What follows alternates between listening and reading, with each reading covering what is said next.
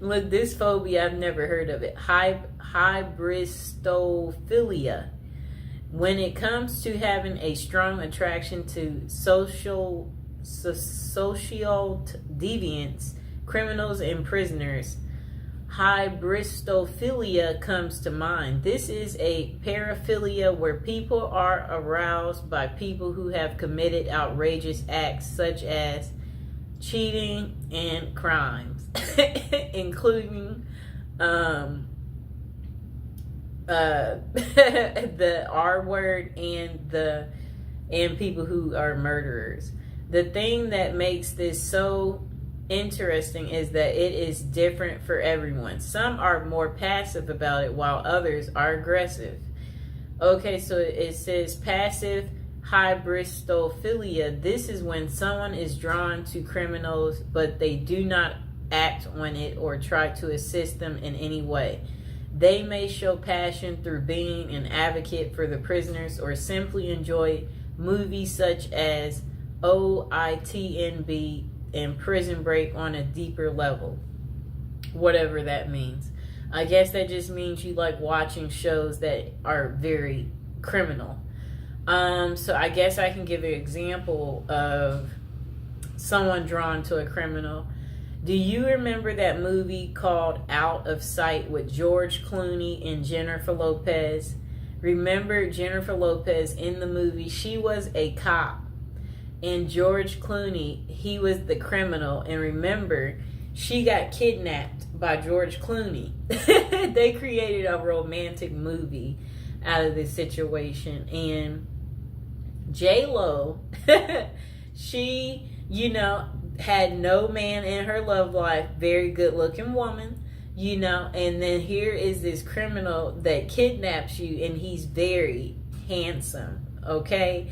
And you're just like, I'm finally getting some type of cool excitement, and you're like, look at this criminal. Like, why would I tell on this criminal? I'd never get this level of fascination. That's how J-Lo felt, So, yeah, like at the end of the movie, they were trying to catch him. And the other cops asked her, did you see him? And she kind of like froze, like, because she's wondering, do I tell them? Because she is at work and she is in uniform. She's a cop. And she's like, no. Like, she's not going to rat on him because she fell for the criminal.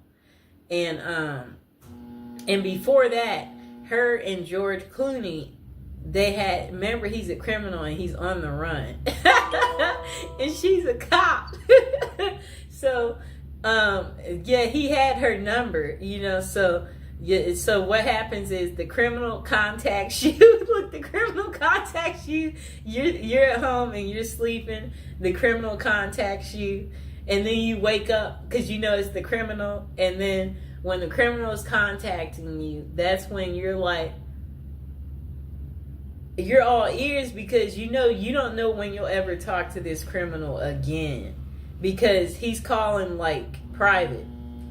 And you're enjoying this because you're like, where are you? I haven't heard from you in a while. I'm surprised to hear from you. That's what happened to her. He randomly calls, but she can't call him back because I understand this clearly, especially when you don't want to get caught in some type of way where I'm like, you know what? I want to be friends with that person, but they know this and that, so that could be bad, where you just you have to think about certain things where you're like, it might not be the best to that's kind of what the criminal was feeling because he knows at the end of the day she's a cop and it's her job to bust people like him and put them behind bars.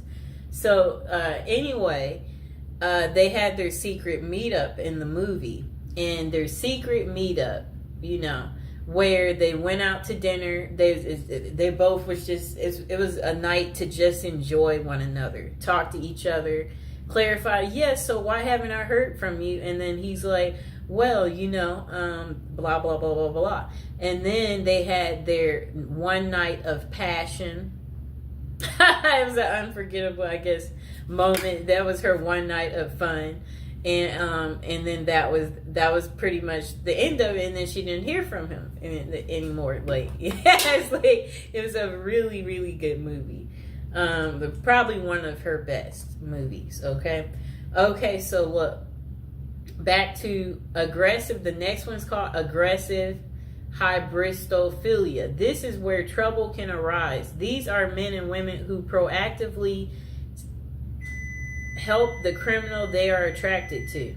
This means they could lure victims in, cover for criminals, bury bodies, and other severe acts. Bonnie and Clyde are the perfect example of this type. I'm trying to think, do I know of one like this?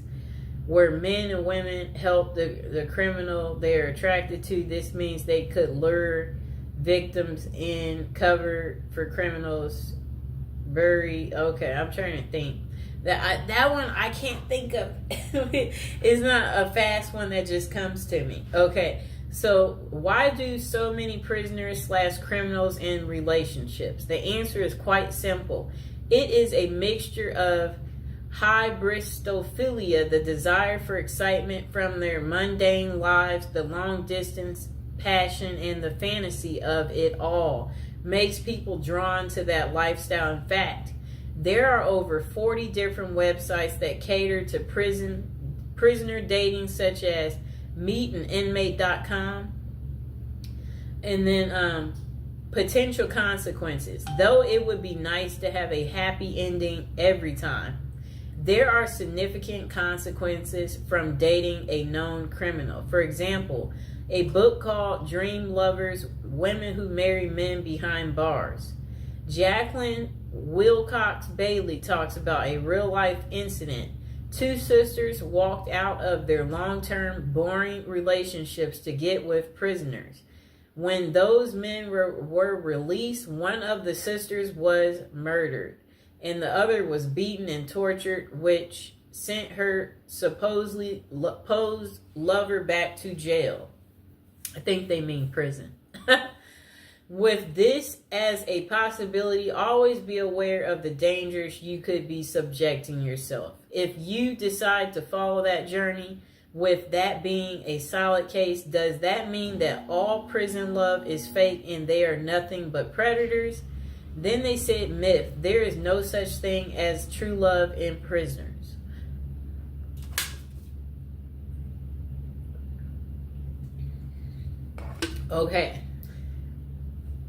Okay, so they said there are some genuine and sincere relationships, but there are also tons of scams as well. How do you know the difference? If you are reading a letter from someone behind bars and they ask for money in any way, it is likely a scam.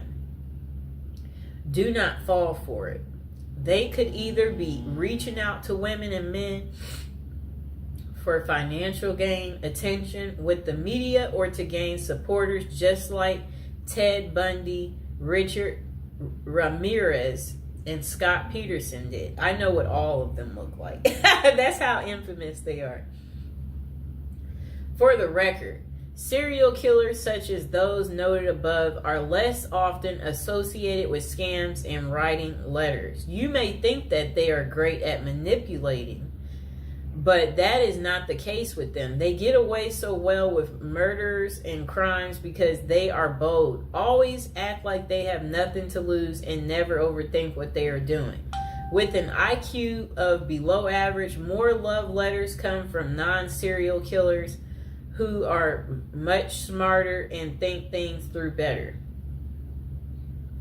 Okay, overall, use your best judgment. These people will not always con you. They may be truly into letter writing for human connection. That's kind of funny because like they crave the connection, so they're writing the letter because, you know, there are many people in jail who do not have family or friends to reach out to. So they turn to pen paling to feel involved, valued, heard, and feel like they matter. Though it may not always be about love, it can still be about companionship and support, and worth volunteering to help people such as them feel cared about. Bonus, how to craft a prison letter. One thing I noted the most about the letter I have how well written it is. There are no errors. The penmanship was nearly perfected and the message was very well contrasted. So how did someone in prison learn to write so well? One word: practice. Those who write love letters would use trial and error in their writing. For example, they would keep tabs on the responses they would get from their loved ones. When they said certain things, they would then work on perfecting in those areas to get even more positive responses. In addition, they could have utilized other inmates for assistance as well. More perspective is a catalyst for fostering new ideals and learning how to write a moving love letter or scamming someone successfully. If you want to learn to write a great letter, start with practicing. Use your feedback as a guide and never be afraid to ask for help so you can become a pro. And the final thought, falling in love with criminals and prisoners is hyperbristophilia, though having this characteristic is a passive sense is fine. Seek help if you feel like you will act on those passions. There are limited professionals that can assist, but it is worth finding a reputable person before you do anything drastic that could land you in jail yourself. Oh no. Remember, human connection and writing to prisoners is a great way to improve their quality of life. If you are talking to someone who has no one else on their side, keep being a hero to them. But always know the signs and be mindful if they are trying to scam you or not. The last thing you want to do is fall in love with someone behind bars only to find out they were using you for personal gain. At the last word from us, we don't know everything, but we do have an opinion on everything. Oh boy. That was quite interesting, right? Oh boy. That's what I have to say about that. I hope that, now you know why women love men in prison. I hope this has gotten through to you guys, so you get that deep understanding here and you understand that,